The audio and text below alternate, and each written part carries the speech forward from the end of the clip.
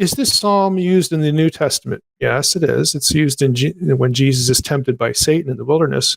How about a good question like, why would Satan pick this psalm to try to trip up Jesus or to provoke him? Why this psalm and not another one? Maybe you could give them, Dr. Heiser, give them, our viewers, a couple of tips on what they could do to interpret the Bible correctly. Are there a few that you can give them? I've heard a couple of podcasts you've done on them, but can you just give a couple of ideas? Let's use Psalm 91, and then we could use this as maybe a dropping off point or a segue into another time together. All right. But if you read Psalm 91, you verse 3, he will deliver you from the snare of the fowler, from the deadly pestilence.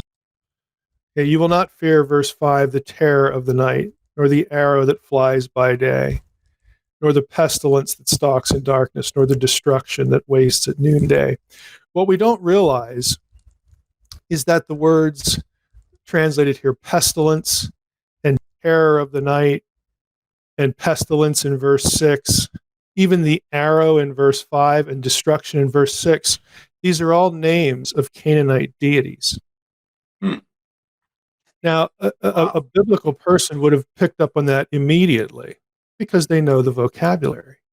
And that gives a little sinister flavor to the psalm. And you could also ask, it isn't just a question of looking up words and looking up reference works and these terms. I mean, people can do that. The Dictionary of Biblical Imagery or some decent lexicon will give you that point that I just gave you, that these are names of Canaanite deities.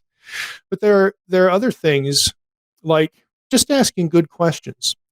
Is this psalm used in the New Testament? Yes, it is. It's used when Jesus is tempted by Satan in the wilderness. How about a good question like, why would Satan pick this psalm to try to trip up Jesus or to provoke him? Why this psalm and not another one? Well, there's a reason for that. Again, and it's sort of hidden away, encrypted in what the psalm actually says. But to us, it appears encrypted. To, again, the original audience, they would have known right away why this particular psalm with this particular language was being used in that scene with the Messiah. Okay, explain that. Go ahead. Well, the psalm in our Bibles has no superscription. It doesn't say a psalm of whoever, okay? But in the Septuagint, which reflects a different Hebrew text, it does. It's the Psalm of David. David, of course, is the prototypical messianic figure because the Messiah would come from the line of David due to the Davidic covenant. So that's one reason why this psalm would be provocative to use against Jesus. The other one is when, if you go down, to the passage that Satan actually quotes, he will command his angels concerning you to guard you in all your ways.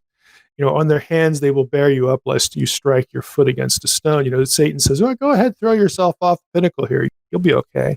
Why does he use this psalm? It's a way of saying, well, you're the Messiah, aren't you? I'm going to quote a messianic psalm.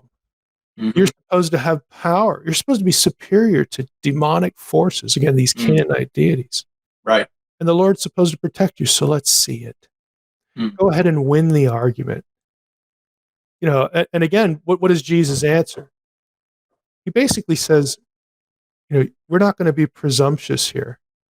We're not going to put the Lord argument to the test. Test. Okay? And so, Jesus knows that he's angling for something, and again, there are lots of things to unpack here, but there are specific reasons why this psalm is kind of intriguing, that Satan would try to use it tactically in that particular episode, in that particular scene. But we're not thinking, again, we don't sort of just read this and that stuff just pops into our head. Right. Again, we can get there, but it's not intuitive is the point. And so we miss a lot because in language and in context, because we do not have the Israelite living in our head. We do not have the first century Jew living in our head. And that's what I try to provoke people to do the work to make that, happen a little bit with more frequency.